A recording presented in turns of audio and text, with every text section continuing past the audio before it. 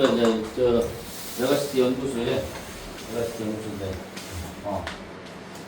사실은 우리 저기 이형용 이사장님은 거버넌스 센터 이사장님이신데 저랑 대학 동기입니다. 대학 동기고 아주 오랜 시간 이제 정직한 시민운동을 해서 지금 거버넌스와 지방자치 활동과 관련해서 오늘 아침에 제가 소개를 했는데 군권 무슨 대회 그런 대회하고 대상 이런 것들을 만들어가지고 그런 거 지평을 넓히는데 굉장히 오랫동안 역할을 하신 분이십니다. 그래서 오늘 거버넌스 민주주의 한국 사회정치혁신이라는 주제로 지방자치 활동 또는 군권 활동을 하는 분들을 위해서 오랫동안 강의해 오신 우리 이형용 이사장님의 모시고 이야기를 듣는 자리를 갖도록 하겠습니다. 여러분 큰 박수로.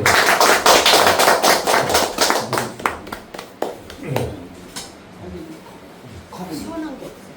컵은 있어요. 예, 반갑습니다. 저 이영명입니다. 황경영님께서 과하게 소개해 주셨고요. 또 이제 마찬가지로 더 나은 사회를 다들 노력하고 계시다 봐요. 아니면 결과적으로도 이렇게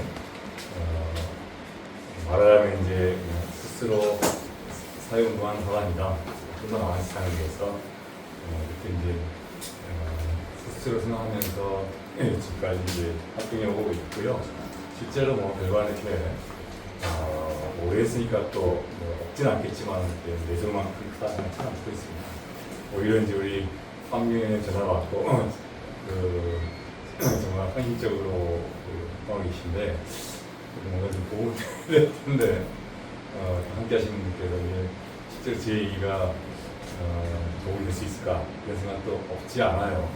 이제 바라기로는 어쨌든 제가 말씀드린 게 스스로의 사회운동가라고 생각하고 있다 했지만 국민이 한 사람이기도 하고 시민이 한 사람이기도 하니까 이렇게 또 보고 있구나 이런 생각을 하고 있구나 생각하시면 좋을 것 같아요. 그래서 이제 예를 들면 이제 하더라도 또 하면서 들으시고 어쨌든 이제 옛날에 뭐 저희 다 아시는 것처럼 누구죠? 공자가 그랬다 얘기하죠. 3명이 가면은 반드시 나의 스승이 있다. 3명이 필요하잖아. 그 얘기가 다 훌륭한 사람만 있다거나 이런 건 아니더라 봐요. 가면은 중에 자기 방식으로 세계 들어가서 따라가야 되겠다는 경우도 있을 것이고 아니면 저렇게 하지 말아야 되겠다. 까지 포함해서 어쨌든 반드시 도움이 되는 사람이 있다. 이런 거라는 얘기를 했다 생각하고요. 그래서 들으시면서 이런 얘기도 있구나, 이런 부분이 있구나 생각하시면 들으시면 저도 좀 편안할 것 같고 공무대에서도 편안하게 하지 않을까 생각합니다. 아까 이제 이 위원장님이 이제 동의하겠는데 어제 그제 원래 화요일날 아마 얘기했었는데 화요일날 사실은 저희가 서영훈 선생님 대체로 아마 아실 것 같은데 절자로 숨겨 지내셨다. 지금 살아계시면 103쯤 되시겠네요. 그 선생님의 저희가 이제 은혜를 받고 가르침도 받은 사람들끼리 조그맣게 이제 서영훈을 기획하는 모임이랑 만들어서 저희 작년부터 이제 서영훈의 삶과 사랑 연구 발표라는 걸 시작했어요. 그래서 이제 두 번째 발표의 날 마침 화요일이라서 제가 어렵겠다 했더니 또 이제 이렇게 오늘 좀 기회를 주신 것 같습니다. 그리고 서영훈 선생님 사실은 이제 우리 한 위원장님하고도 이제 있을 거예요. 자제 분 중에 둘째 아들이 저랑 이제 과 선배이기도 한데 그이가 이제 군산에 있었고 지금 전주에 있는데 한 위원장이 군산에 계실 때 많이 좀 응원도 했다고 제가 들었어요. 서유석 교수라고. 이제 그런 분이 있는데 있습니다. 제가 오늘 이렇게 거버넌스 민주주의 한국사회정치혁신 이렇게 제목을 뽑았는데요. 어쨌든 요새 거버넌스 얘기 많이 하니까 거버넌스 얘기 좀 하고 그다음에 또 저희 그냥 시민 입장에서 그리고 좀 더 사회가 나았으면 좋겠다. 그런 면에서 정치도 좀 더 나았으면 좋겠다. 혹은 정치가 지역했으면 좋겠다. 이런 생각하는 그 관점에서 정치가 어떻게 되면 좋겠는가 이런 생각을 좀 생각하는 것을 같이 나누고자 하겠습니다. 혹시 이제 그 거버넌스라는 말이 요즘 많이 쓰고 있긴 한데요. 또 이제 낯설기도 해요 여전히. 그래서 제가 간단히 좀 어떤 얘기 하면서 그다음에 뭐라고 했습니다. 이제 시작 전에 거버넌스 얘기 그러더니 거버넌스 얘기가 하나 들어갔으니까 나중에라도 이것은 좀 기억이 나왔으면 좋겠다 하는 자리에서 제가 거버넌스의 그 특성이랄까 이거를 제가 생각하는 거를 간단한 명제로 얘기하면은 여러분들 따라해 주십시오. 그러니까 이제 좀 운동 푼다는 생각을 하시면 좋을 것 같아요. 제 말씀 좀 들리시죠? 네. 자, 제가 해보겠습니다. 여러분께서 따라하시는 겁니다. 거버넌스는 파트너십이다. 거버넌스는 파트너십이다. 목소리 크신데요? 보통 잘 쳐 약하게 나오는데 그 다음에 거버넌스는 패러다임이다. 거버넌스는 패러다임이다. 거버넌스는 운동이다. 거버넌스는 운동이다. 기억할 수 있죠? 네. 거버넌스는 파트너십이다. 거버넌스는 패러다임이다. 거버넌스는 운동이다. 예. 훌륭하십니다. 제가 이런 경우 많이 못 봤는데 바로 큰 옷을 맞추시고 또 바로 기억하시는데 거버넌스 관련해서 제가 이제 뭐 여러 가지 아까 저희 단체 거버넌스 센터니까 오래 해왔겠죠. 이런 얘기 많이 했는데 세 가지를 압축해서 얘기해도 좋다고 생각하고 있어요. 그러니까 거버넌스인데 파트너십이다 얘기를 하는 거는 보통 이제 거버넌스랑 참여를 얘기 많이 해요. 참여 민주주의, 참여 거버넌스 이런 얘기 많이 하는데 저는 이제 거버넌스를 하면 핵심은 파트너십이다 이렇게 봅니다. 요체는 그러니까 뭐냐면은 참여가 없는 건 아니고요. 그러니까 비유컨대 왜 여러분 이제 여름철 특히 이럴 때 뭐 시원한 계곡 많이 가시잖아요. 큰 계곡에 보통 절이죠, 큰 절들. 그러면 이제 뭐 여기만 해도 북한산에 큰 절들이 있고 한데 그 절에 가면 이제 처음에 마주하는 게 뭐예요? 보이는 거로. 여기가 절에 들어섰다 했을 때 일중이죠, 그죠? 그러니까 그리고 실제 절은 일중이 절이 아닌 거죠. 절에 이꾼 거고 절은 한참 가면 본당 있잖아요. 거기 부처님 계시잖아요. 그러니까 말하자면 이제 거버넌스에 있어서도 참여는 이제 일중에 들어선 거다. 그리고 부처님, 그러니까 거버넌스 자체 가장 그 요체는 뭐냐? 파트너십이다. 저는 이렇게 얘기합니다. 파트너십이다.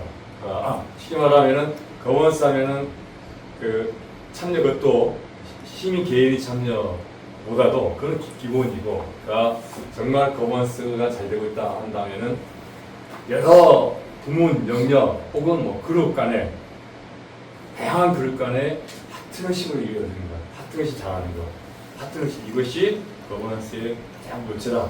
이런 말씀 드리고 싶어요. 여러분께서 뭐 의원도 계시고 나의 단체장도 계시고 또 이제 뭐 국가에서도 역할하시면은 아마도 거버넌스는 피할 수 없을 거예요. 용어를 쓰든 안 쓰든. 근데 그때 거버넌스라는 게 단순히 주민들 많이 와라. 이거 우리 선생님 거버넌스 잘했다. 이렇게 하면은 마지막은 흩어질 거다. 그러니까 거버넌스 잘했다는 거는 파트너십이다. 이 말씀 드리고 싶고. 그 다음에 패러다임이라는데 패러다임이라는 말은 워낙 요즘에 이제 다 많이 쓰는 말이잖아요. 저한테 얘기한다면은 패러다임 쉽게 말하면은 뭐 하면 좋고 안 해도 그만인 것이 아니라 그러니까 판이 바뀐 거죠. 그러니까 안 따라가면은 결국 망하는 거다. 저한테 이렇게 얘기했어요. 그러니까 거버넌스는 안 하면은 처지는 거다. 처지는 거다. 이렇게 얘기할 수 있습니다. 그리고 운동이라는 얘기 한 거는 거버넌스를 보통 행정에 뭐 이렇게 혁신 정도 얘기 많이 해요. 행정 혼자 하지 않고 주민과 함께하고 주민 의견 많이 수렴하고 이렇게 이런 그 측면도 있고요. 근데 좀 더 들여다보면 거버넌스란 결국은 단순히 행정을 바꾸는 문제만이 아니라 더 나은 세상, 더 인간다운 세상, 저희 표현을 말하면 모두가 자유롭게 잘 실현하는 그런 세상을 향한 운동이다, 사회운동이다 이렇게 말씀드리고 싶습니다. 다시 한번 이제 오늘 최소한 이제 이 말씀만 기억하시면 나쁘지 않다. 제 생각에 생각합니다. 기억하시죠? 네. 자, 거버넌스는 파트너십니다. 거버넌스는 패러다임이다. 거버넌스는 운동이다. 이 말씀 드리고 시작했고요. 그리고 저한테 이제 시간을 뭐 1시간 정도 말씀하셔서 제가 한 3, 40분 정도 얘기할까요? 이제 네. 그렇게 시작하겠습니다. 또 네. 저녁 제대로 안 드셨을 테니까 또 시작 하실 테니까 넘어가고요. 자, 이제 거버넌스 얘기 좀 하겠습니다. 그러니까 우선 전체 주제와 관련될 텐데요. 뭐 다양하게 이 시대가 전환의 시대라 얘기해요. 전환의 시대다. 늘 사실은 전환의 시대 얘기하지만 특별히 이 시대는 이제 큰 변화 시대가 보는데요. 다양한 얘기를 합니다. 그 중에서 저는 이제 이 민주주의를 고민해 보자 하면은 그러니까 이렇게 얘기할 수 있을 것 같아요. 그러니까 정치만 아니라 그러니까 우리 근대라는 것이 이렇게 대의대표제로 해서 엘리트주의에 기반해서 근대가 불러왔다 이렇게 얘기할 수 있을 거예요. 같아요. 그게 이제 정치로 말하면 이제 우리가 익숙한 현대 대의제 당연히 역할을 많이 했죠. 현대 대의제가 오늘날까지 오는데 역할을 많이 했다고 생각합니다. 그리고 그 대의제뿐만 교육에서 마찬가지 다른 많은 부분에서 키워서 엘리트들이 역할을 했고 큰 틀에서 엘리트 체제라고 할 수도 있겠다. 근데 이제 이게 이제 이런 대의대표전의 엘리트주의가 어쨌든 어려움에 처해 있다. 그래서 이제는 엘리트주의 한계를 잃고 다음 곳에 갔다. 저는 이제 엘리트주의가 틀려먹었다거나 이제 엘리트주의는 뭐 용접되게 한다는 생각지는 않습니다. 그리고 그럼 마찬가지로 예를 들면 민주주의에서 뭐 대의제가 이제는 시효가 다해서 이제는 소위 직접민주주의로 가야 된다. 민주주의 더 나아가서는 대의민주주의는 안 좋은 거, 더 나쁜 거. 뭐 그에 대칭되는 직접민주주의는 좋은 거, 아니 선한 거 이렇게 그런 저는 좀 아닐 수 있다 생각합니다. 언제나 그렇게 다음이라는 거는 한 번에 오지. 지금은 민주주의가 안정된 시대에는 옛날같이 한꺼번에 크게 기업는 것은 쉽지 않다. 빼놓으시고 소위 말하는 이제 그런 의미에서 혁명은 뭐 어쩔 수 없이 좋을 때도 있겠지만은 적어도 현대 민주주의가 안정된 이후로는 그 성과로서 그와 같은 하나씩 기업는 것들은 쉽지도 않고 반드시 하기는 않다. 그래서 다음 심화, 그 다음에 진화, 그 다음에 우리가 모르는 그 다음 참 옛날 분들이 뭐 옛날에 우리도 왕조 시대 뭐 성현들이라 얘기했다는 뭐 공자님이 있다는 분들이 얼마나 좋은 얘기 많이 하시겠어요. 그 시대. 그러나 오늘같은 시대를 구상할 수 있었을까? 그런 거겠죠. 그러니까 우리도 지금 모르죠. 현대 민주주의 틀 안에서 민주주의 있는데 그 다음에 또 다른 체제가 어떻게 올지. 근데 다만 현대 민주주의가 더 심화되고 그 새로운 형태 진화되면 더 안정하지 않을까 이런 생각을 해봅니다.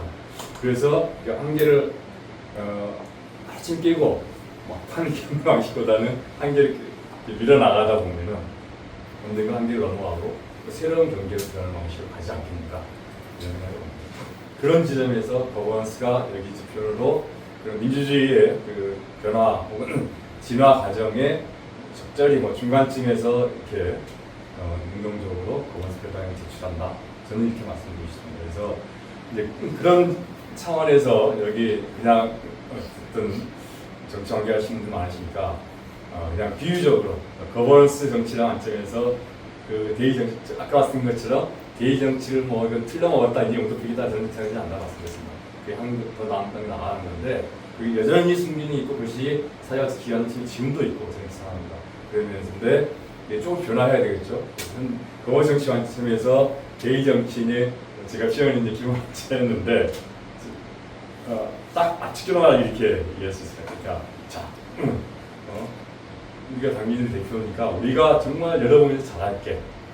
이래서 이제는 사실 우리가 당민의 대표로서 우리가 불가피하게 사실 권력을 대리 행사가 있어. 권한을 대리 행사가 있어. 왜? 아니 농사 짓고 바빠 죽겠는데 맨날 오라 할 수도 없고 와서 모여서 결정하자, 투표하자 할 수도 없고 토론할 수도 없고 예를 들면 또 그런 멀리 시골에서 서울까지 옛날에 막 하루 이틀 걸리고 그러지 않았어요.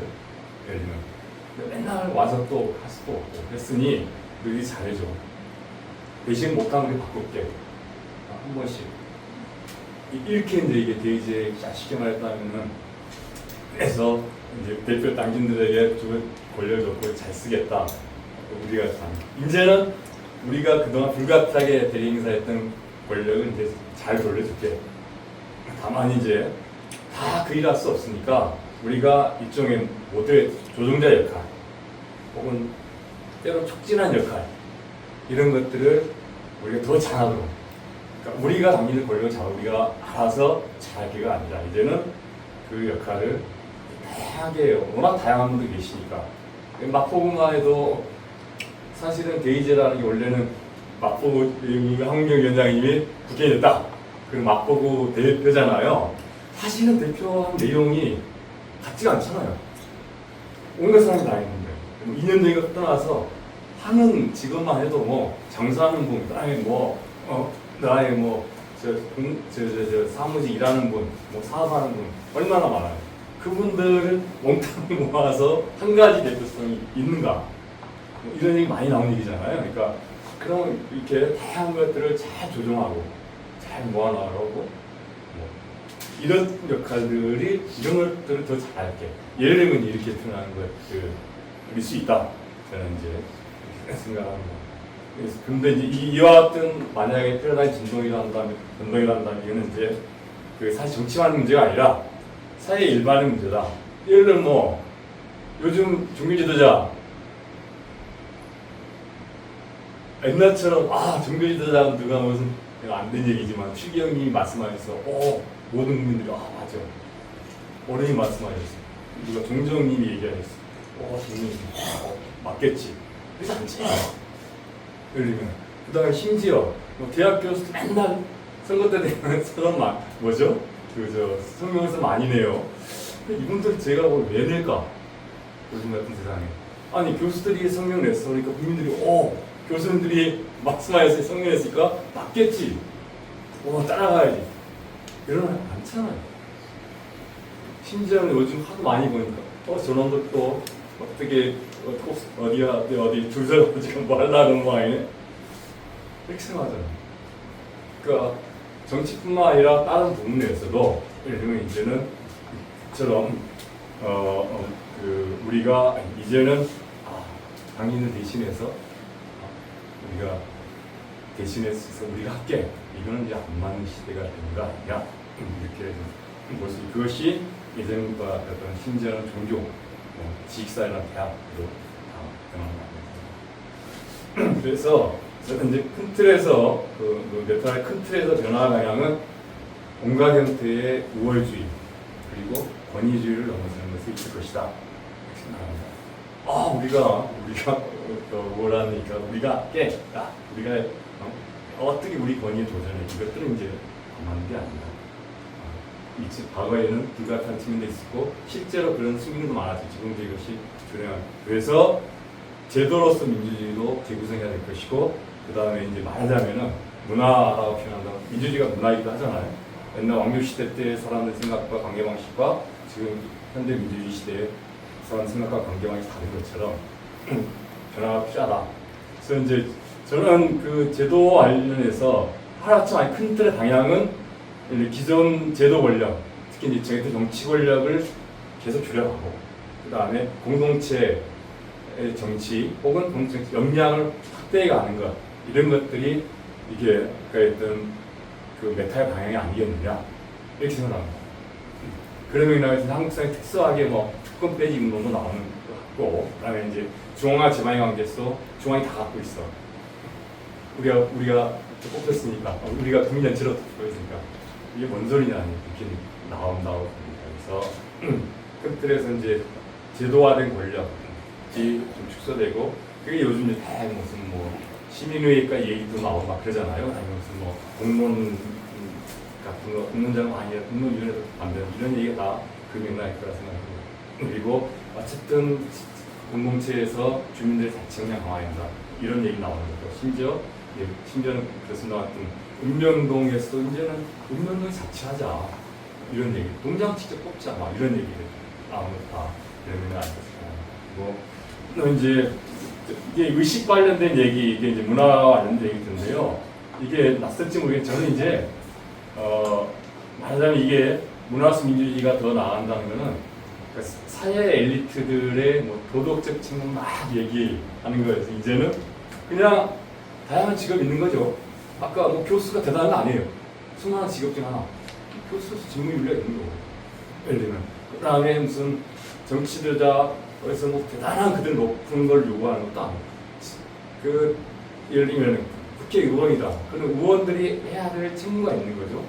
그 책무를 잘 하는 것이고 그것들을 벗어난 것들 혹은 그 책무 잘하기 위해서 역할 잘하기 좋은 권한을 함부로 쓰거나 이런 것들에서는 제어하고 막고 이런 것들은 직무윤리가 굉장히 좀 좋다 생각합니다. 예를 들면 종교지도자도 종교지도자 무슨 다 헌신하고 하서로 보상하고 이건 아니다. 종교지도자도 자기가 하고 싶은 거 하는 거죠. 다른 것보다도 자기 그런 데 속게 말 그냥 그나마 필이 꽂힌 거죠.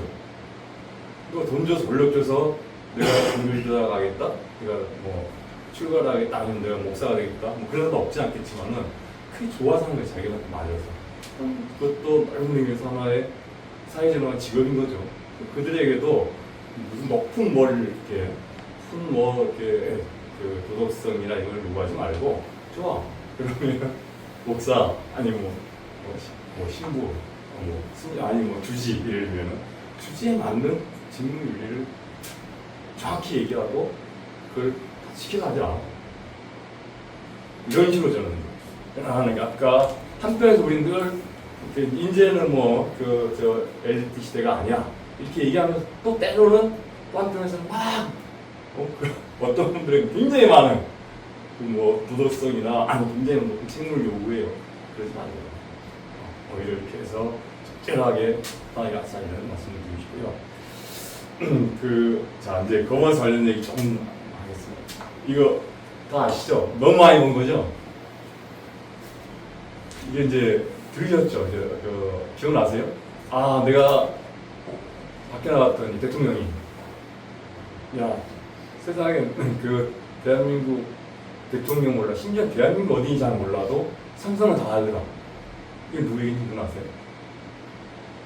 이거 노무현 대통령이 했다는 얘기예요. 이 양반이 그때 유럽에 무슨 포럼 갔다가 돌아와서 나왔더니 야 세상에 대한민국 어디인지 몰라. 당연히 대한민국 대통령 누군지 몰라. 삼성은 다 알더라. 이렇게 얘기했다는 거예요. 삼성한 일개 기업이 주가보다도 위상이라고 표현은 어떤 친구 있으면은 높다, 그 위상이랑 위상이 또 높던 이렇게 된 거죠. 그리고 이건 이제 뭐였냐? 좀 전에 이게 참여연대의 빨이었었어요. 참여연대. 제가 지금 했는데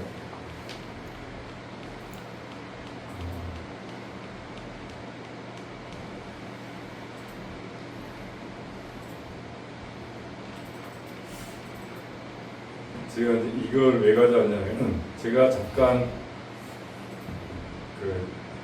제2공부위원회라는 데 근무를 했었거든요.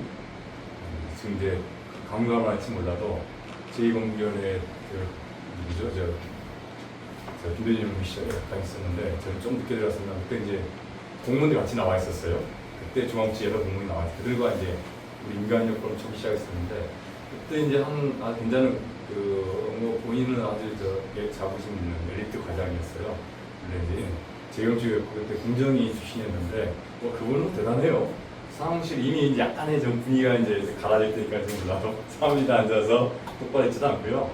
그냥 이런데 그냥 발 딱 올려놓고 그냥 그때 PC로 그냥 카드 게임 포카나 밥 남들이 봐. 이미 이제 댓글 쓰겠습니다. 근데 그 저랑 잘 지냈는데 그가 이제 이 경영원이 있는데 제가 40년쯤에 이제 신임 사무관에 있다는 거예요. 그때 경제위원회. 그래서 그때는 정경련에서 공문이 오잖아요.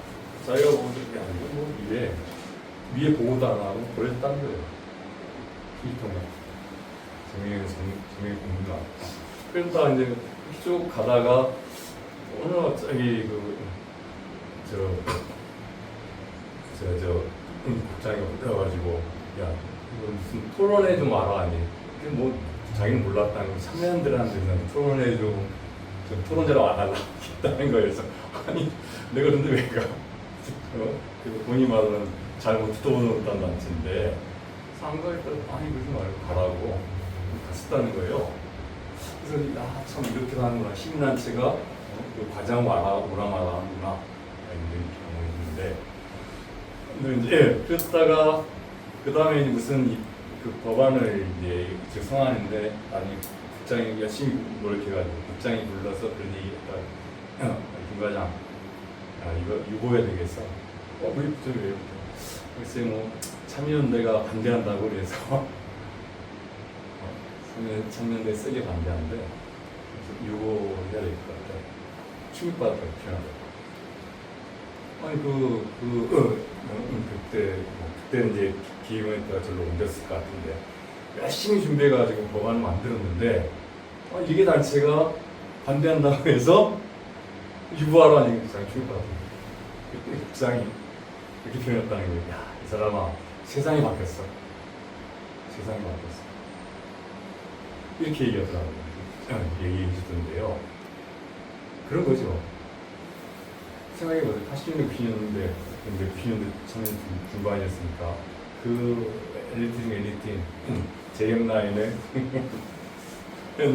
열심히 뭘 만드는데 단체 하나가 뭐 말고 한다고 그 정책이 수독되고 법안이 만든 게 이거되고 세상이 바뀌었고 그런 거죠. 그러니까 너무 익숙한 얘기를 제가 길게 하는 것 같은데 그래서 이제 흔히 이렇게 얘기하죠. 사회 권력이 이제 끝낸 거다.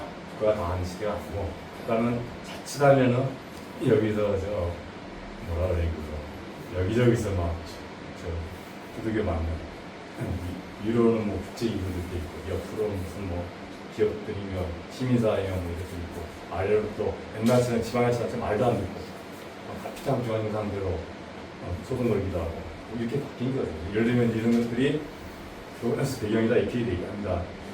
빨리 얘기했는데요. 어쨌든 거버넌스가 저희가 얘기하는 거버넌스는 아직도 좀 낯선 분도 계시겠지만 어쨌든 민과 간의 파트너십 모델이다. 그렇죠.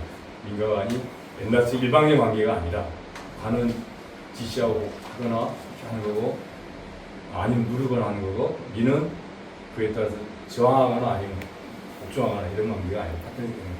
두 번째로 이른바 이제 사회 안에 정부와 기업과 시민단체 있다. 이들이 이제는 서로 다르죠, 당연히. 논리도 다르고 자원의 원천도 다르고 하는 행동 패턴도 다르지만은 그래도 이제 이들이 서로 다르게 가까이 있으면서 때로 협력도 하는.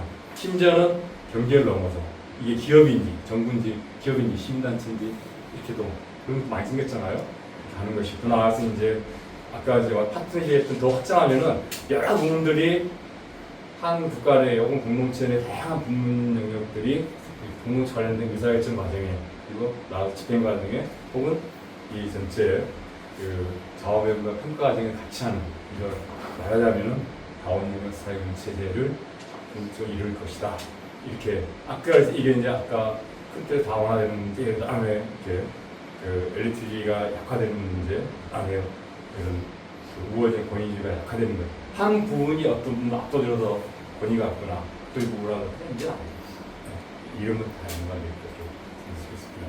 그리고 이제 이것 뭐 쉬운 얘기니까 아까 그 얘기입니다. 이것 옛날 보셨죠?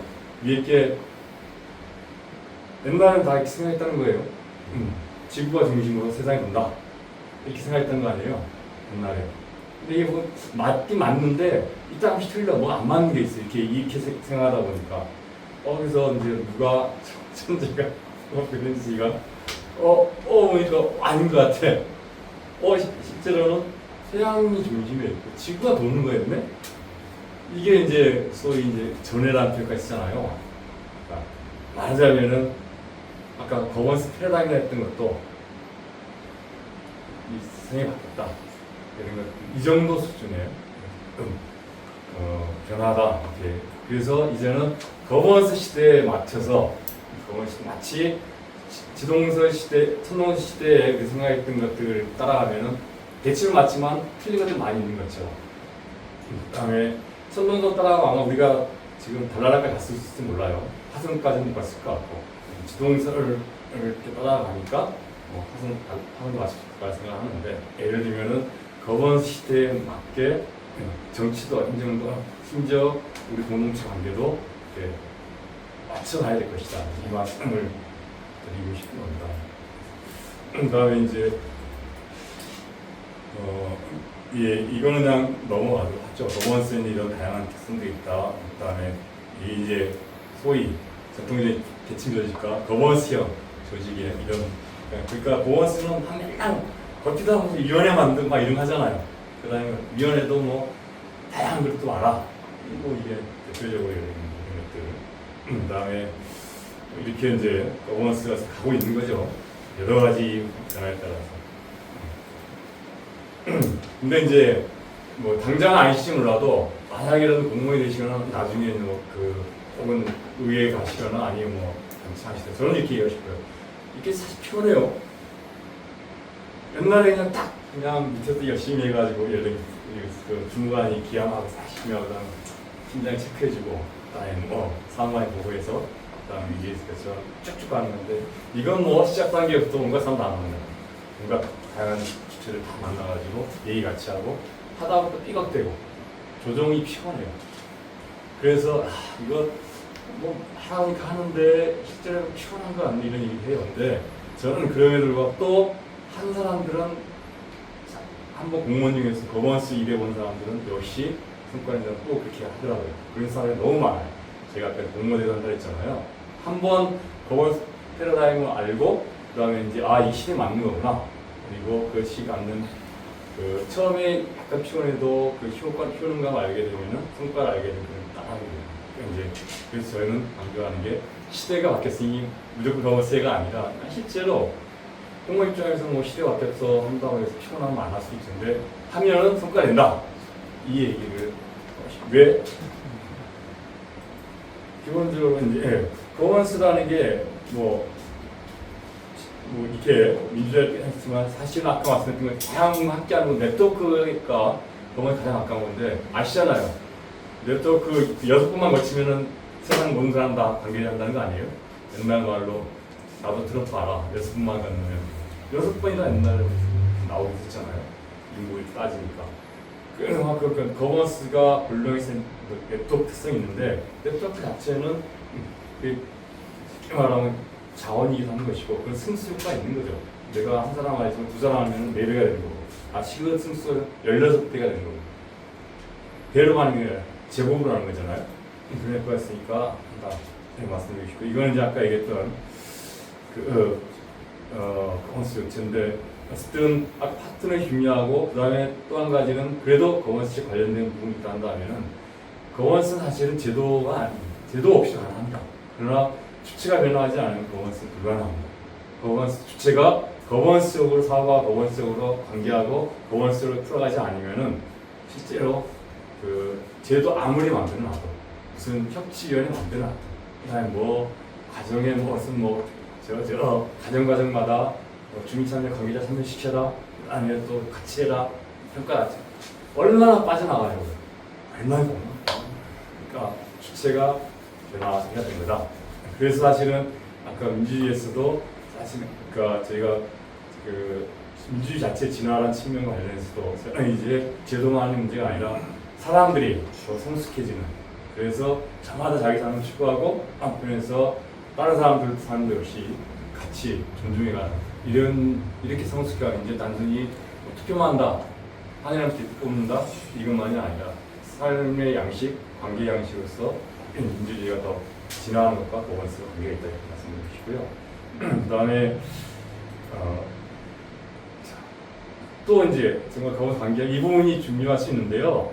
권한과 책임을 재분하는 문제입니다. 그러니까 조금 의회 관계하시든 뭐 지방의회라도 국회 정부 관계하시든 이게 이제 좋아 같이 예를 들면 주민과 함께 뭐 파트너들과 함께 근데 같이 고민하고 뭐 이렇게 해서 의견을 모아서 해서 나중에 뭔가 실행했어 사고가 났어 사고 나면 누가 책임져요? 공무원 책임져요. 문제가 그러니까 대표성을 위임받아요.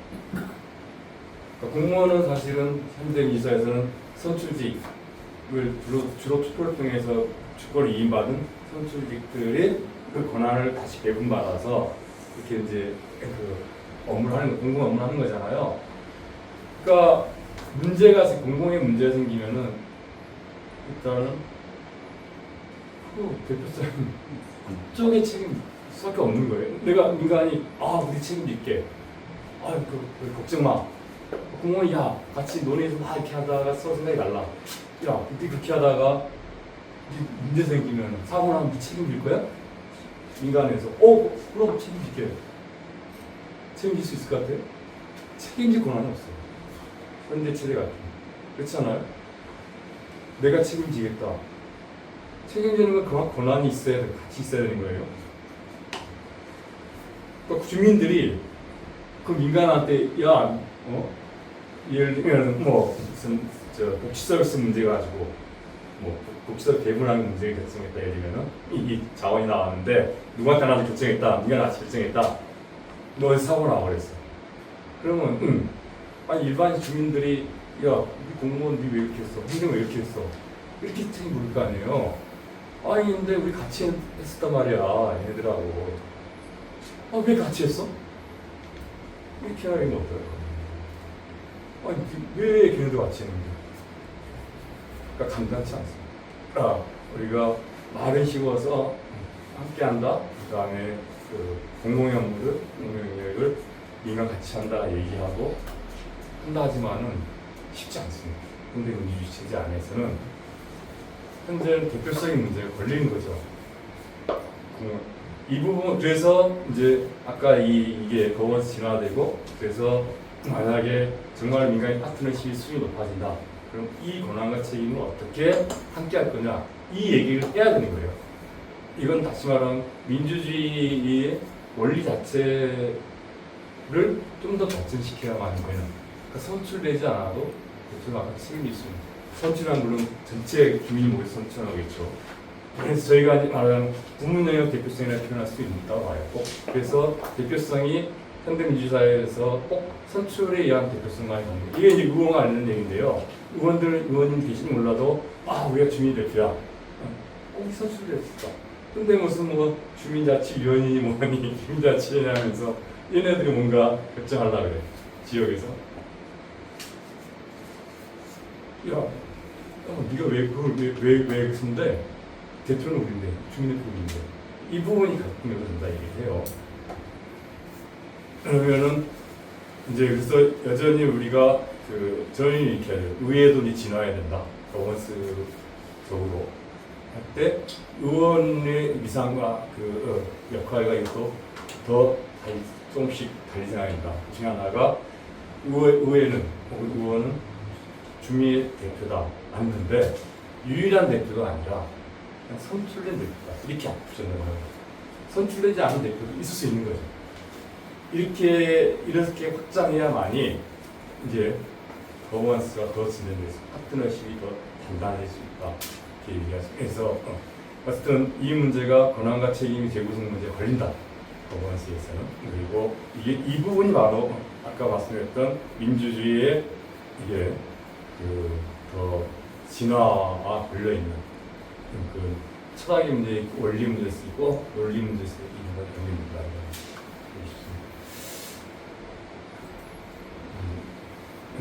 다양한 거버넌스는 아까 패러다임 원리 때 다양한 얘기가 있었던 생각인데 여러분께서 혹시 거버넌스에 진짜 관계되게 됐을 때 다른 게 아니라 그건 하나가 아니라 거버넌스는 다양한 측면이 있어서 이 거버넌스 이런 거다. 그냥 입에서 술술 처음에 아까 세 개 얘기했었잖아요. 세 개. 거버넌스는 파트너십이다. 패러다임이다. 운동을 얘기했는데 더 나아가서 거버넌스는 뭐야? 그랬을 때 한 10개쯤 얘기할 수 있게 되고 그냥 계속 20개씩 하실 수 있게 여러분들은 아마 거버넌스를 아마 치료하고 있는 그렇게 될 거라 생각합니다. 이건 외울 일은 아니고 자, 이 얘기 아까 앞에 나온 얘기 있어 겹쳐서요. 제가 그냥 빠르게 넘어가겠습니다. 거버넌스는 행정 문제, 정치 사회 문제냐? 거버넌스는 본령에서 그래서 행정의 문제와 정치 문제다 이렇게 말씀드릴 수 있습니다. 그리고 내용적으로 거버넌스는 곧 민주주의, 아까 그런 맥락에서 민주주의를 심화시키는 문제, 곧 혁신하는 문제, 곧 진화시키는 캠페인일 수 있다. 그리고 아주 그냥 쉬운 말로 하면은 그 내용적으로 말하면은 거버넌스는 곧 분권체제. 그래다 이거 기계였어. 분권하면 중앙과 지방뿐만이 아니라 아까 처음 말씀드린 것처럼 제도정치를 조금씩 줄여나가고 그걸 줄여나가고 공동체 정치하고 그냥 확대했다는 것에서 얘기하신 것처럼 분권체제에 가깝다. 예를 들면은 정부 안에서 분권체제 좀 더 분권하게. 그다음에 예를 들면은 국회와 뭐 정부 행정부 안에도 좀 더 분권하게. 아니면 민간과 관계에서 분권하게. 민간 내에서도 분권하게.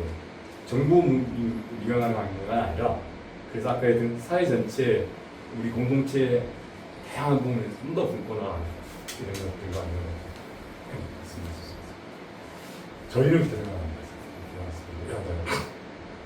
아까 했던 얘기라서 제가 이제 넘어가겠습니다. 아까 꼭 마지막에 솔루션의 얘기도 하셨습니다.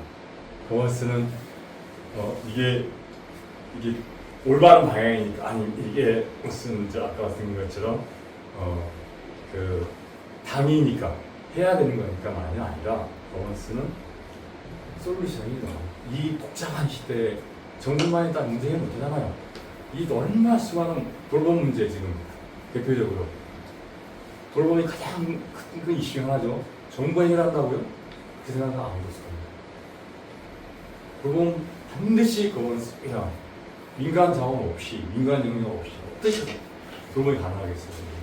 정부가 돈 있는 사람이 있나요? 그런 거. 그 다음에 요즘 와서 교육 문제 얼마나 얽혀 섞였어요. 교육 문제도. 이게 교육부가 푼다? 아니 학교가 푼다? 가라고 생각하세요? 이 복잡한 문제를 풀 때도 가야 된다. 이해할 수 있고 요즘 뭐 여기는 좀 여기 있지만은 어떤 지역도 어렵잖아요. 지역 소멸 문제 위기인데 이거를 뭐 어떤 단체에 나와가지고 지역 소멸 문제, 지역 위기 푸는 정도가 아니라 뭔가 약간의 변화, 뭔가 좀 활력 찾는 것조차도 단체장이 정부가 의회가 혼자 할 수 있다. 그거 하죠. 지역 문제 푸는 것도 아니 이번에 국가 문제도 그렇게 막강한 뭐 그 군사 외교로 다 배탈을 받고 있는 국가 권력조차도 아니 지금 외교에서 이제 뭐 보였잖아요. 외국 정상회담 가면은 누가 가죠? 기회는 모르고 데리고 가. 보통 외교는 국가 영역이잖아요. 이게 녹화가 달라서 외교 국방 이런 것들은 국가가 상대적 독점하는 영역인데 그 거버넌스 쉽지 않은 영역이다 특성이 있기 때문에 다른 분 다른 영역인데 그럼에도 불구하고 거기도 뭐 할 때마다 이제는 우르르 데리고 가고 기업 좀 바빠 죽겠는데 물론 기업에 도움이 되겠죠. 그 무역이 잘 돼야지 기업이 도움이 때로는 막 스타를 데리고 가고 스타를 데리고 가고 문화에서 데리고 가려고 그런 거잖아요. 그러니까 솔루션이다. 이제 저는 이 부분부터 사실 제가 잘한다 쓰는 능력입니다만은 그냥 아까 말씀드린 것처럼 그냥 더 나은 사회, 우리 사회가 더 잘 되길 바라는 시민 입장에서 그냥 생각하는 거다 그러시 좋을 것 같은데요. 저는 현실 정치 어지럽잖아요. 저희는 어지럽게 봅니다. 저희는 그래서 이걸 고쳐가야 되는데 저는 이제 바꾸는데 이게 저는 현실 정치 혁신도 미래 민주주의를 전망할 수 있을 때 강한 게 아닌가. 쉽게 말하면 지금 이 안에서 뭐 니는 뭐 그 기득권이야 난 아니야. 니는 야 자야 나는 우리야. 니는 우리야 난 자야. 이게 싸움으로 현실 정치 혁신 될까? 저는 뻔한 얘기라 생각했지만 미래 민주주의 전망할 수 있을 때 이 길이 열리지 않을까 생각합니다. 그래서 과거와 미래 간의 길이라는 것이 아닌가 이렇게 생각합니다. 이게 동영상이었는데 진짜 동영상인지 몰랐는데 사실이라 이렇게 됐어요. 나라가 이게 뭐 단순히 뭐 좌우가 아니라 이게 나라의 기강이 막 이게 완전히 사라져버린 것 같아요. 무엇이 옳고 무엇이 그른지 사라져버린 것 같은 그런 느낌이에요. 또 그러든지 이분 옛날만 해도 선출했네. 근데 이게 소위 이제 안티어스 현상이죠. 안티어스 현상. 변화에 대한 기대가 있겠죠.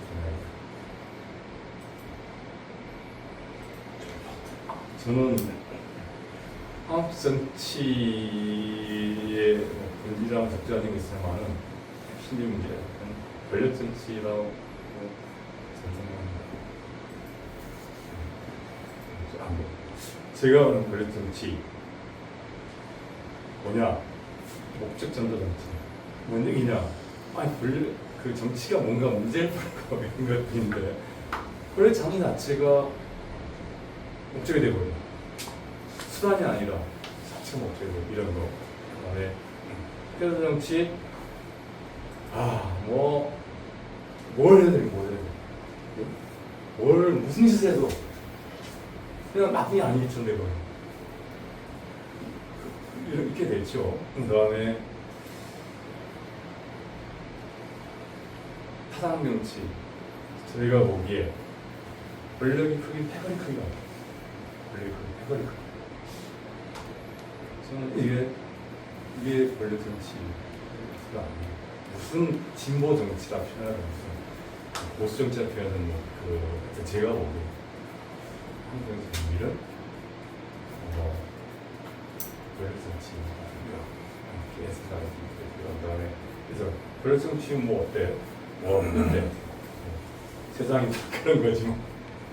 세상이 뭐 다 우리 생각하는 대로 다 가는 것도 아니고 시민사회는 대학이든 뭐 대학이 무슨 뭐 상학탑이고 무슨 뭐죠? 그냥 가람새를 잘 길러내고 아니 많잖아.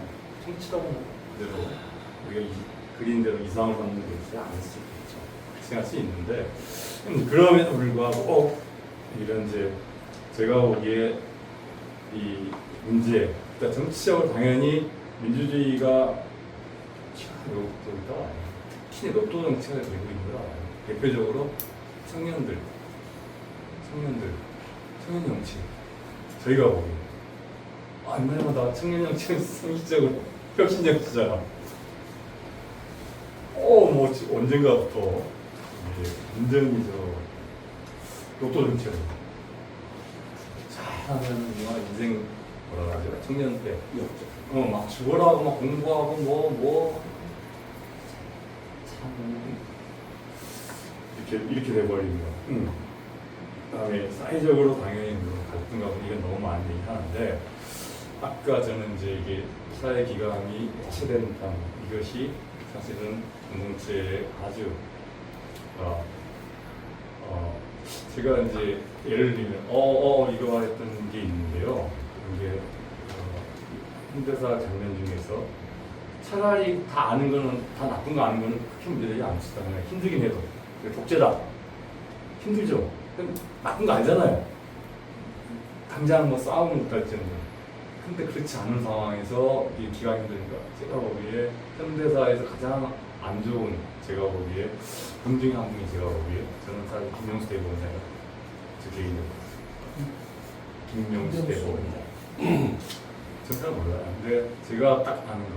이분은 업무 관련해서 거짓말했잖아요. 기억나세요?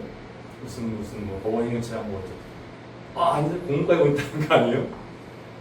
근데 바로 뒤집었는데 버티네? 이게 가능한 일이에요. 그럼 명백하게 범죄잖아요. 범죄. 한 방. 근데 보원장이 버티고 있다가 이 끝나고 퇴임해. 이게 안 보고 있나요? 근데 그럼 그 다음에 누가 법 지켜야 된다. 이거 누가 생각해요? 그냥 그러면서 그 난장이 있죠. 그 다음부터 제가 보기에 한국 사회에서 버티기. 제가 또 놀랬던 거. 저는 그 김무슨 중이라는 가수 몰라요. 저는 누군지 몰랐는데 막 시끌시끌했었잖아요. 무슨 술 먹고 어떻게 했다는 데이트 중. 근데 이제 전 누군지 몰랐는 거 나오는데 제가 놀랬던 거는 그 팬클럽이나 신문에서 제가 이제 본 거죠. 팬클럽이 야 버티면 돼 이렇게 버티면 돼. 바보야 바보. 인정하면은 버티고 피해자 코스프레. 저것들이 날 공격한 거야. 정치적으로.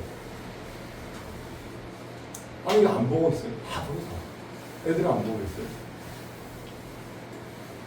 이게 아까 했던 권력정치라는 게 그냥 목적이 바뀌고 그 다음에 되돌아 그냥 수상하고 가리지 않는 거.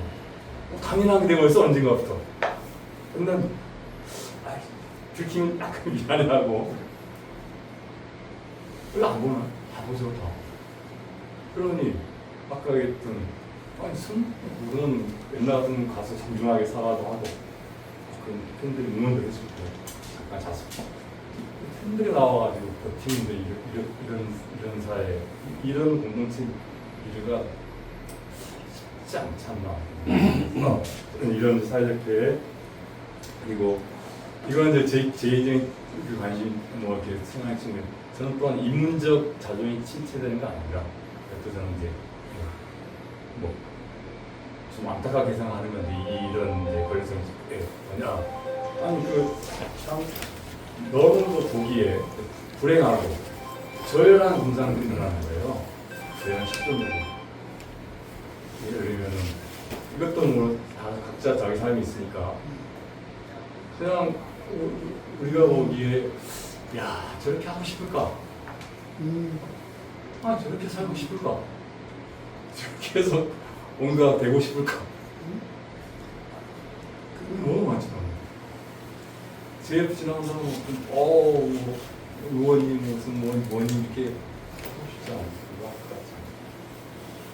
근데 이런 이건 뭐 다를 수 있어요. 그러니까 뭐 그게 또 뭐 저마다 삶이니까 그래도 그렇게 또 뭔가 우려보고 이렇게 할 수 있을지 모르겠는데 제 생각에 산다는 게 뭔가 그래서 이게 갈수록 그렇게 해서 그나마 성취를 하는 사람은 그나마 나을 수 있는데 그렇지 않은 그나마 따라 배우다가 아무것도 안 되면 뭐냐 도대체 인생은 남들처럼 몇 번까지 버텨 뻔뻔하게 다니고 뭔가를 위해서 수당하고 가리지 않아 다 했는데 성취는 못 이뤘어. 그 인생은 뭐야? 온갖 험한 짓 우리가 배웠을 때 저 좋은 사람 이렇게 하는 거야 이렇게 하는 거야 그 전혀 무관하게 온갖 일반적으로 말하면 나쁜지 어떻게 보면 좀 쪽팔린 짓 다 했어. 근데 뭔가 이루지 못했어. 그럼 뭐가 남지? 부모님 나왔을 때 그래도 잘 되라고 훌륭하다는 생각했을 텐데 내 주위 사람들에도 좋은 사람 되라고 좋은 친구 되라고 했을 텐데 이렇게 생각해 보면은 그런 저는 이제 이런 권력 정치가 할수록 왕성할수 이런 언제나 어느 시대 경리스타 이게 끝나고 그 스페이스만 정상하다 이거 그래서 근데 그럼 이제 이것도 아까 말씀드린 것처럼 그냥 사이버스에 관심 있는 시민의 관심이 있는데요. 이런 권력 정치가 반드시 강구하냐 그렇지 않지 않을까 해봐야 돼요. 그러니까 이게 한번 무너지면은 또 걱정할 수 없는 거 아닌가? 그러니까 왜? 이게 형성된 것, 성사건 것들이 그렇게 말하면은 그런 것들이 근데 실제로 이제 그래서 대한민국에서도 모르겠어요. 방위도시 몇 개나 있었는지 걸핏하면 뭐 바꾸고 걸핏하면 이렇게 하잖아요. 그런 것들이 있겠다 생각을 하는데 물론 그래서 다른 계획이 필요한 것이 아닌가. 그 말씀이지만은 이제 일반 시민이 사회가 써야 돼. 그래도 관심 있는 사람이죠.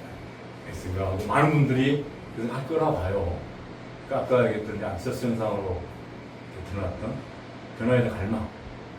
안티서스라는 분이 정치 일자도 몰랐는데도 불구하고 갈망. 거기서 열심히 했고 사회에도 뭐 헌신들과 봉사했다 이런 걸 보고서 아 그분이 정치라는 다른 정치이지 않을까. 이제 공동체의 한 정치이지 않을까 하는 보는데 너무 이제 시간이 지나왔죠. 그리고 갈수록 저희가 보기에 자꾸 퇴행으로 가는 것이 아닌가. 권력적이 강조해지고 한국성 특징으로서 퇴행으로 가는 이런 속에서 그런데도 불구하고 변화 이게 좀 안 어울린 것 같아요, 그죠? 이게 제가 왜 그리고 왔냐? 뭐는 그리고 왔을 것 같아요? 고양이 이런 얘기인데 쉽지 않을까 봅니다. 쉽지 않을 수 있다고 생각하는 편인데요. 저는 여의도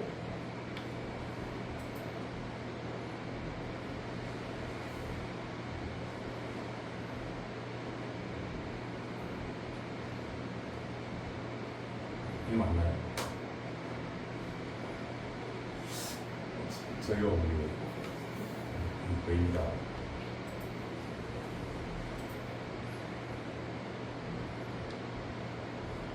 특히 이게 저희가 안철수 현상이 적절한 표현이 몰라도 뜻을 읽지 못하는 그러니까 개인이 아니라 현상으로서 사회 변화를 이루면서 이게 잘 이루어지지 않으면서 현실로 잠시 남고 그러면서 뭔가 변화에 대한 기대, 가능성 이런 점점 더 놓게 되는 이런 것들이 아닌가. 그래서 이게 옛날 한참 나왔던 분들 그래서 기억나세요? 이분 저 여성은 이제 필연 총리 어떤 34살인가?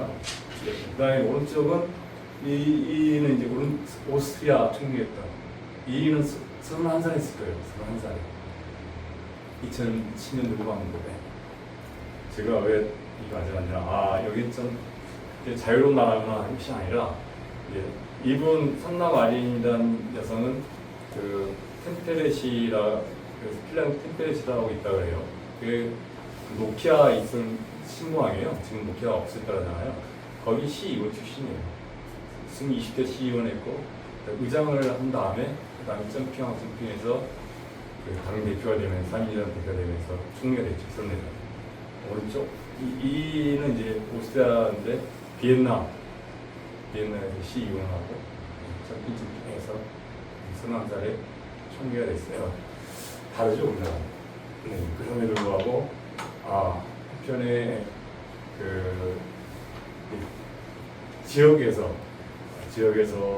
다 성장했다는 거 그리고 청년이라는 이거는 뭐 옛날에 참 나왔던 얘기니까 저는 한국 사회 바로 맞다고 생각하지는 않는데요. 어쨌든 이 얘기 제가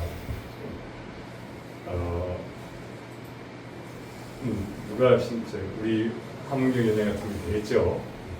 되었으면 좋겠는데 어쨌든 이렇게 표현해봤습니다. 전방에 기운이 쌓인다. 반대되지 않을 수 있죠. 그렇게 됐으면 모든 나라가 잘 됐겠죠. 그렇지 않습니까? 그럼에도 불구하고 혁신적 지방의 친구도 혁신적인 사회운동으로 건강하신 지금 다 앞에 혁신적 건강을 붙였습니다. 지방정치 다 혁신적이라고 하지 않고요. 사회운동으로도 좀 쉽지 않죠. 저는 넓은 의미에서 사회운동에 넣고 있지만은 정말 신뢰도 약해지고 지나치게 정파들이 너무 많이 듣고 또 정권마켓만 두들겨 맞으면서 정신 못 차리고 시민들 신뢰는 무너지고 젊은이들 잘 찾지 않고 이런 상황에서 임에 불구하고 그다음에 청년들 중에서도 이런에 불구하고 건강한 이 그룹들이 주체 그룹들의 일부가 아닌가 생각합니다. 그리고 여기에 이제 정치 문화들 이게 한 끗 차이일지 모르겠지만 어쨌든 소명 갖는 뭔가를 쉽지 않다고 봅니다. 저는. 이미 권력 정치가 이제 강구해지는 상황에서 이들이 승리 순간이 별로 없다고. 그래서 이제 이분들만으로는 쉽지 않지 않겠느냐. 무슨 말이 많아요. 그러니까 제가 뭐다 안 나왔었으면 우리 방학경 연예국에서 고생하는 거 아닌가. 그 강구한 구도 안에서 이렇게 뭔가 소명을 가지고 했다는 게 쉽지 않아서, 그러니까 그래도 그 안에 여기서 전체 중앙청 분들과 이분들이 어쨌든 파트너십을 만들어가는 거 아닌가. 그리고 뭐 당장은 아닐지 몰라. 적어도 지향은 그렇게 가지고 거기에 우리 다른 아까 미래 지향성들 충분히 담보해 나가면서 좀 더 전략적 전망 가져가면서 할 때 적절한 시점들에 국민의 지지가 있을 때 이 강구한 권력 정치 갈수록 자기가 오겠도록 강구했다고 하는. 그래서 거기에 따라서는 한국 사회를 자칫하다가 갈수록 피폐하게 만들고, 그리고 이 삶 자체를 많은 삶 자체를 그럼에도 불구하고 소위 성취했다는 사람이 좀 나을지 몰라도 위안한 사람, 많은 사람들은 도대체 어떻게 살아서 뭐가 옳은 것인지, 내가 이렇게 살아야 되는 건지, 그러나 살지 않으면 안 될 것 같다. 남들 하는 식으로 그냥 수상방어 가리지 않고, 그 다음에 뭔가 그냥 기획자 쫓아다니면서 줄 서야 될 것 같아. 그러다 허망하게 이러저도 아니고 가버리는 이러한 사회를 벗어날 수 있는 그로부터 우리 사회가 정말 형편 사회라거나 안 되거든요. 아닙니다. 그래도 하고 제가 갈수록 사회 자체가 어려워지고 피폐해지는 이런 것들을 벗어날 수 있는 길 중에 하나가 있습니다. 그것이 정치뿐만 아니라 사회 전체도 훨씬 나을 수 있는 그런 일이 아닐까, 그런 생각을 해보고 있습니다. 예. 여러분은 이분 다 아시죠? 여기 계신 분 다 아시죠? 여기 좀 젊으신데 아세요? 이주 처음 보는데요? 요즘 안 나와요. 너무 오래가지고 잘 안 나와요. 야, 어떠세요? 같은 분이에요? 이런 혹시 어떠세요? 같은 사람. 네? 같은 사람. 근데 똑같아 보이세요? 전혀. 제가 보기에 이분은 아주 웃긴다고 하는, 아주 뭔가 보여드리겠습니다. 기억나시지 말고. 그랬더니 아들내미한테 친구 야 인마 너가 아빠 맨날 뭔가 보인다면 안 보여줘. 조롱도 받다. 본인도 이렇게. 이분은 똑같은 분이에요. 텔레비에 나와서 이분이 토크쇼 진행해서 기억나세요? 하시는 누구 아니에요? 심지어 막 옛날 미스코리아에 준비했잖아요. 거기에 미스사에 나와서 막 들어가 근사하게 좀 갔다 오잖아요. 이분은 그냥 딴따라 약간 지금 무대에서는 잘 나가는데 대중에 나가면 약간 아주 어려워하는 좀. 그때 실제 이분이 TV 자꾸 보시면 막 입이 바싹 말라가지고 무대 나가려고 하는 거. 제가 봤을 때 이때는 달라요. 근데 본인이 차이가 뭐냐? 이때는 더 유명해졌고 오른쪽은 물론 여기 칼라로 나왔습니다. 돈도 좀 더 벌었는지 제가 보기에는 이거 본인이 이제는 스타이십니다. 옛날에는 딴따라했어. 딴따라. 좀 뭐가 해보려고 물론 기저 남들 느낌 좋아했겠지만 그랬는데 그래서 때로는 소름도 받고 싶다. 딴따라였는데 그때는 사회적으로 그 차이가 저는 정치적 힘으로 자의식이 정치식을 정치를 말할 것이다.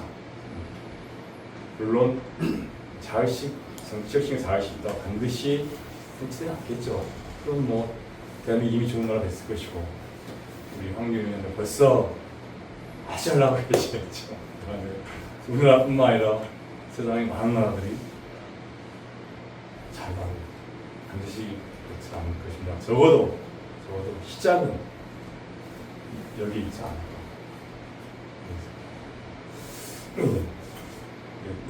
박수 없이 이렇게 마치겠습니다. 질문 얘기하겠다는데 기다렸습니다. 또 이렇게 질의응답 시간이 있으니까 네, 편하게 질문을 좀 하시죠. 네. 저기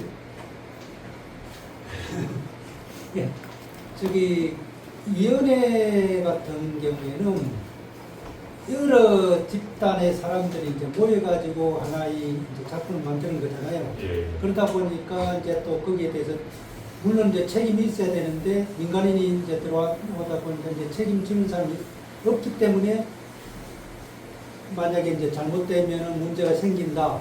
그게 이제 뭐 공무원들이 해야 된다는 식으로 이제 말씀을 하셨는데 제가 봤을 때는 그 자체가 하나의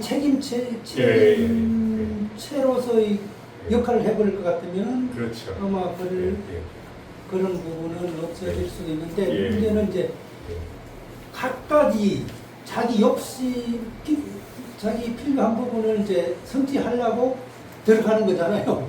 문제는. 그런데 이제 그 부분이 기준이 되는 게 있어야 될 거라고 생각해요. 옛날 같으면 도덕이라고 뭐 할 수도 있고 가치관 같은 거 지금은 이제 뭐 조국 사태에 있으면서 그게 바뀌어버려가지고 문제가 이제 어느 게 옳은 건지 말 잘할 때는 그게 옳은 거였는데 실제 뚜껑 열어보니까 완전히 진짜 나쁜 놈이잖아요. 그런데도 불구하고 그쪽 편들이 그렇게 이제 만들어 나가듯이 이것도 그분 자체도 그런 행태로 나간다면은 문제가 생길 수밖에 없는 게 아니냐.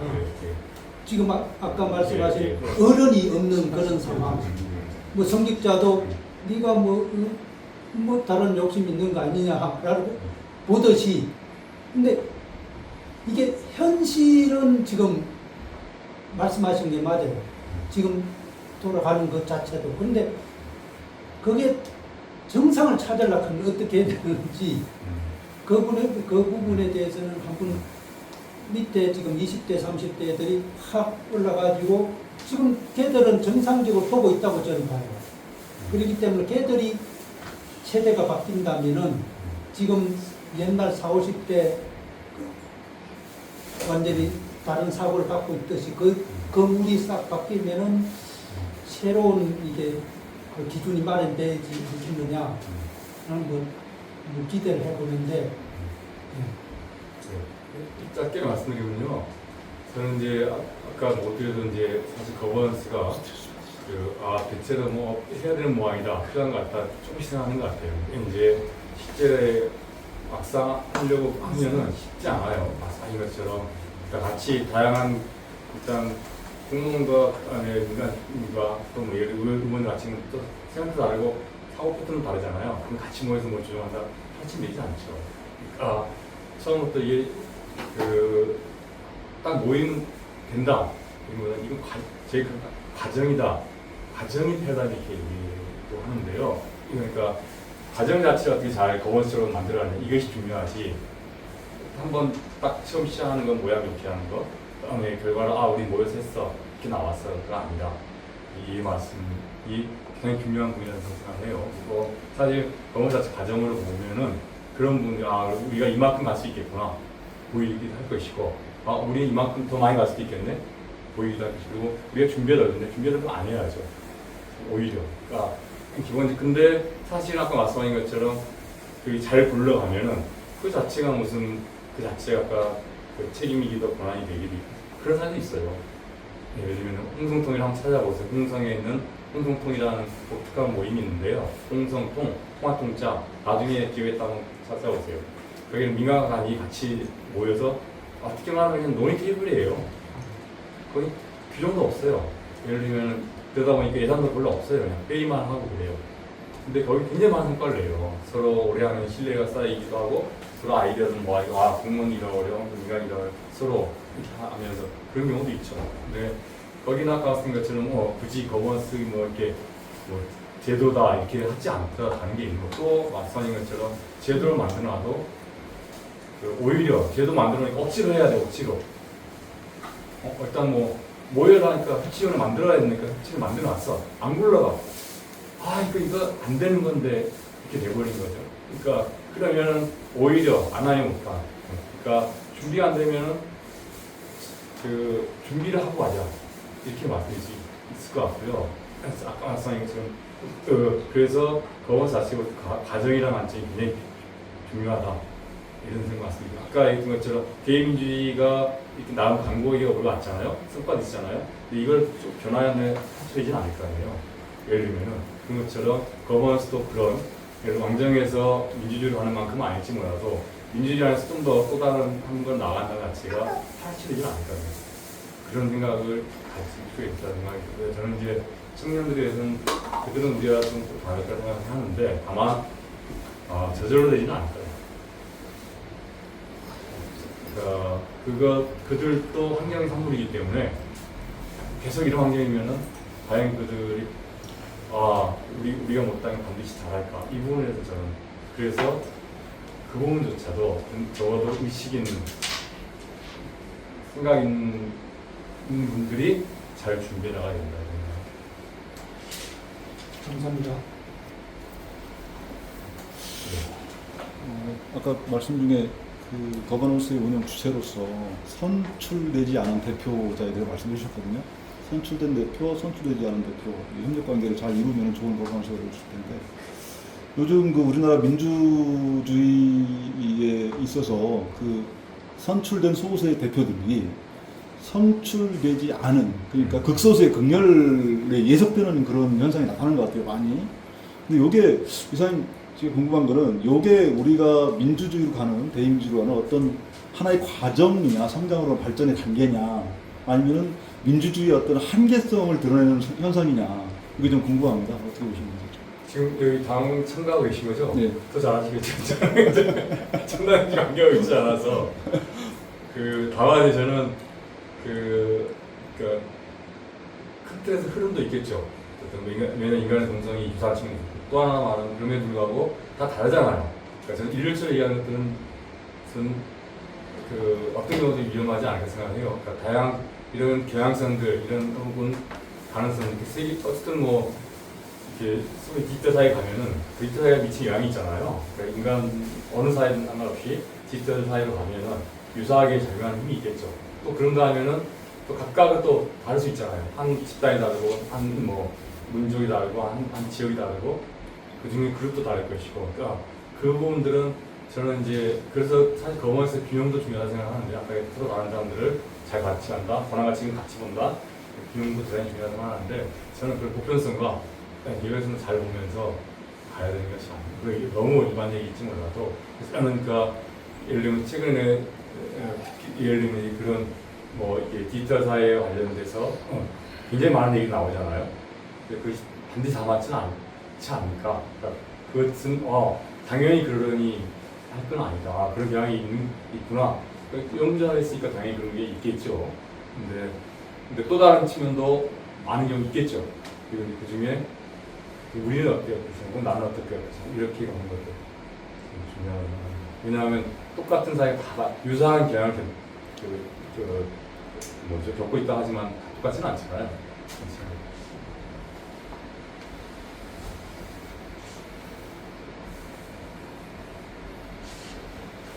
또 저기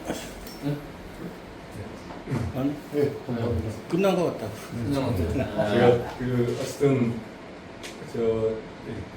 어쨌든 남아든지 좀 더 정책도 많이 하실 것 같은데 제가 아까 처음 말씀드린 것처럼 제가 이제 그쪽에 많이 관계하지 않고 다른 동료들과 이런 생각하는구나. 시민한 사람 중에는 이렇게 보고 있구나. 이렇게 좀 편하게 생각이 네.